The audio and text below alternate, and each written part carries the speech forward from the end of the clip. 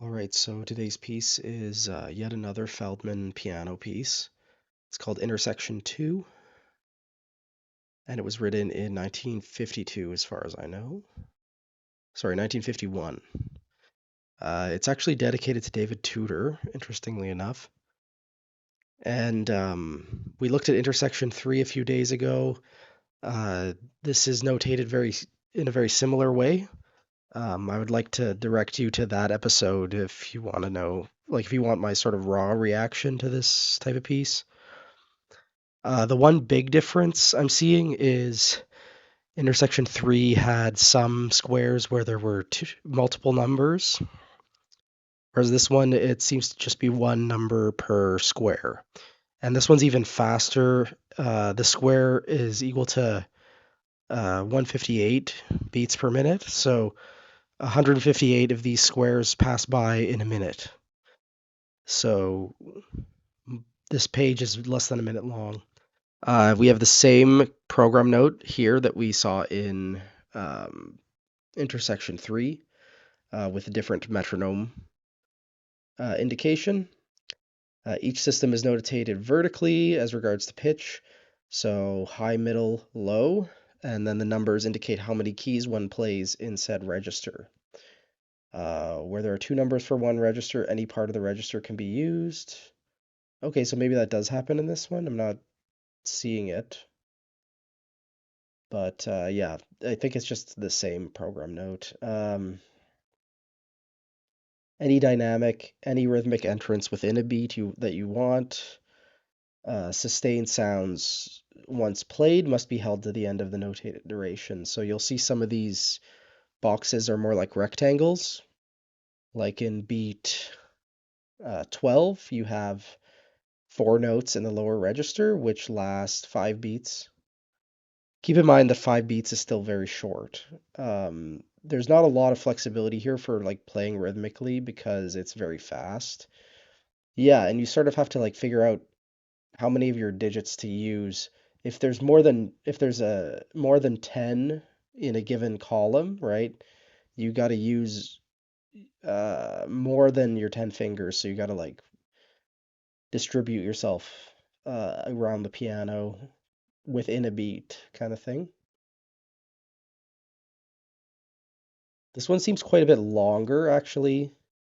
It's over 1300 beats, whereas intersection 3 was more like, I don't know, 4000 beat or sorry, 400 beats or something. So it's like going to be twice as long and it's going to be really intense. There's some diamond notes as well, which is not explained. I'm assuming that is notes which are depressed silently.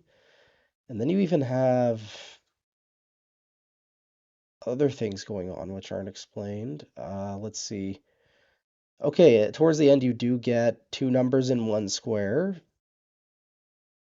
5 and 2, for example, in beat 1023.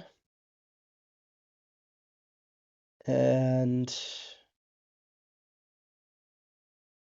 here, okay, interesting, we have 12 notes in one square in a single beat, and he says, with elbow. So don't break that beat into two parts, just hit it with your forearm, basically. Your whole forearm will have to play that one. Really intense, like to do that quickly.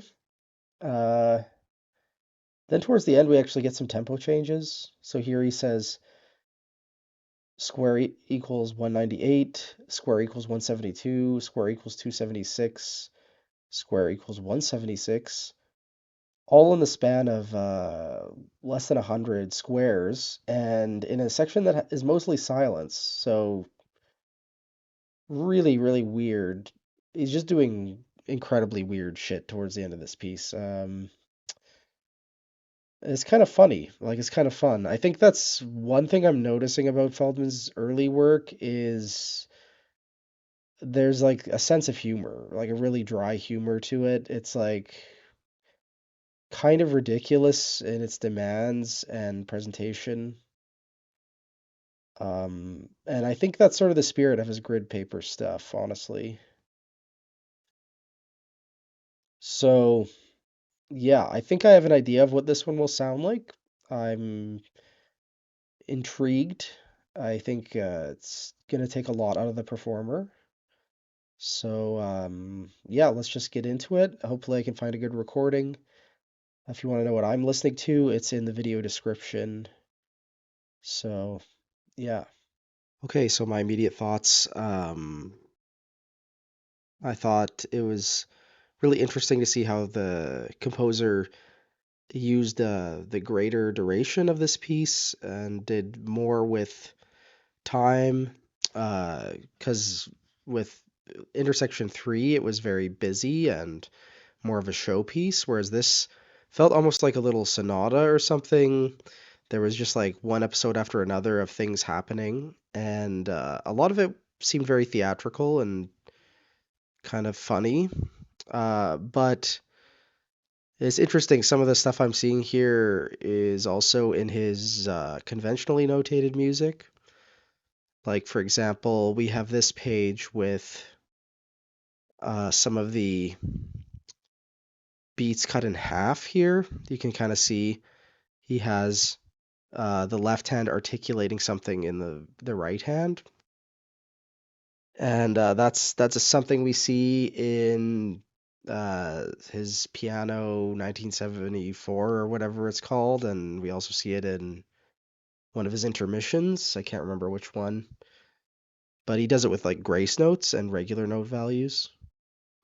So that's kind of cool. Also, I noticed like the stuff he was doing with resonance reminded me of another intermission thing, like these silently depressed keys.